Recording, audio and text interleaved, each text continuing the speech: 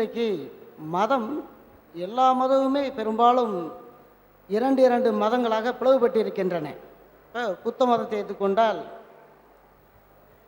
அசோகர் கனிஷ்கர்களுடைய காலத்திலும் கூட மகாயான புத்த சமயம், ஹீனயான புத்த சமயம் அப்படி என்று இரு பிரிவுகள் உண்டு.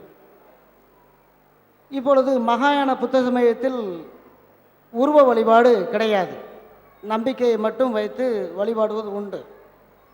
அதற்கு பின்பு இந்தியாவில் கோரி முகமது படையெடுப்பிற்கு பின்பு முஸ்லீம் மதம் இந்தியாவில் பரவ துவங்கியது.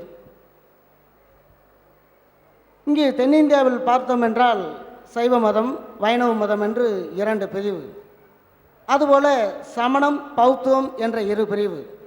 இதுபோல முஸ்லீம் மதத்திலும் ஜீய மதம், சன்னி மதம், இந்த இரண்டுமே ஒரு மதத்தில் தோன்றியதுதான். இதற்கு அடிப்படையான வேறுபாடு என்ன? தமிழாசிரியர் அவர்கள் கேட்கிற கேள்வி, பல மதங்களில் பிரிவுகள் இருப்பதைப் போல இஸ்லாத்திலும் பிரிவுகள் இருக்கின்றனவா? இந்த ஷியா, சன்னி என்று சொல்லக்கூடிய இந்த பிரிவுகள் என்ன என்று ஐயா அவர்கள் ஒரு கேள்வி கேட்கிறார்கள். பல பேர் நினச்சிக்கிட்டு இருக்காங்க இது ஒரு ஜாதின்னு நினச்சிக்கிட்டு இருக்காங்க. பல பேர் முஸ்லீம்களில் பல ஜாதி இருக்குங்க. ஷியாண்டு ஒரு ஜாதி, சன்னின்னு ஒரு ஜாதி, உங்களுக்குள்ளேயே ஜாதி இருக்க. இது எங்கப்பா ஆதாரம்? இந்த பாருங்க, ஷியா சன்னி இதுதான் அதுக்கு ஆதாரம் என்று சொல்பவர்கள் பல பேர் இருக்கிறார்கள். முதல்ல ஷியான்னா என்ன அர்த்தம்? ஷியாங்கிற வார்த்தைக்கு என்ன அர்த்தம்? ஷியான்னா ஆதரவாளர்கள்னு அர்த்தம். அந்த வார்த்தைக்கு என்ன பொருள் என்றால் ஆதரவாளர்கள். யாருடைய ஆதரவாளர்கள்? ஷியானே அலி, அலியினுடைய ஆதரவாளர்கள் என்றுதான் அதுக்கு அர்த்தம். எப்படி இது வருகிறது என்று சொன்னால், நபிகள் நாயகத்தினுடைய மறைவுக்கு பின்னால் இஸ்லாமிய ஆட்சிக்கு பொறுப்பேற்றவர்கள் கலீஃபாக்கள் என்று அழைக்கப்படுகிறார்கள். 4 கலீஃபாக்கள் வரிசையாக பதவியேற்றார்கள். அபூபக்கர், உமர், உதுமான், அலி என்ற ஒரு 4 கலீஃபாக்கள் பதவியேற்றார்கள்.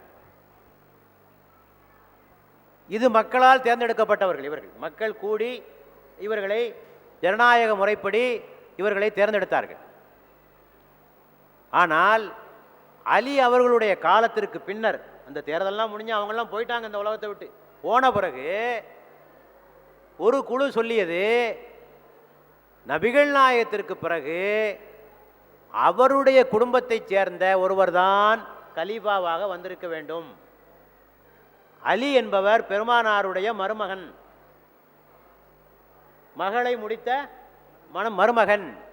ஆகவே கலீஃபாவாக வருவதற்கு எல்லா தகுதியும் அலி ஒருவருக்குத்தான் உண்டு. ஆகவே நாங்கள் அவரை மட்டும்தான் கலீஃபாவாக ஏற்றுக்கொள்வோம். முன்னர் வந்த 3 பேர், அபூபக்கர், உமர், உதுமான், இவர்கள் தவறான முறையை கையாண்டு இந்த கலீஃபா என்ற அதிகாரத்தை பிடித்து விட்டார்கள்.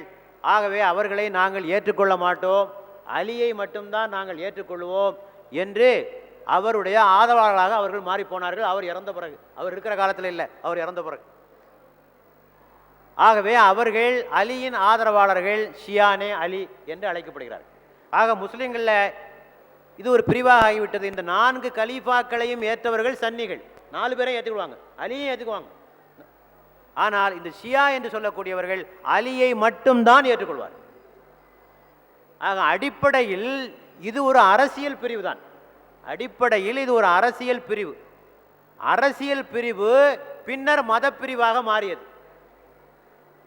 அவர்களுக்கு என்று தனி கோட்பாடுகள், சிந்தனைகள், புத்தகங்கள் இதெல்லாம் தனித்தனியாக வந்துருச்சு. அப்புறம் ஆகைய பொலிட்டிக்கல் டிவிஷன் தான் தியோலாஜிக்கல் டிஃபரன்ஸாக பின்னர் மாறிவிட்டது. அரசியல் பிரிவு மத பிரிவாக பின்னர் மாறி இப்போது பல வேறுபாடுகள் அவர்களுக்கு நமக்கு இடையே இருக்கின்றன. நாம் ஏற்றுக்கொள்கின்ற சில கொள்கைகளை அவர்கள் ஏற்றுக்கொள்வதில்லை, நாம் ஏற்றுக்கொள்கின்ற சில புத்தகங்களை அவர்கள் ஏற்றுக்கொள்வதில்லை, இப்படியெல்லாம் இருக்குது. ஆனால் அடிப்படையில் இது ஒரு அரசியல் பிரிவுதானே தவிர இதற்கும் ஜாதிக்கும் எந்த சம்பந்தமும் கிடையாது.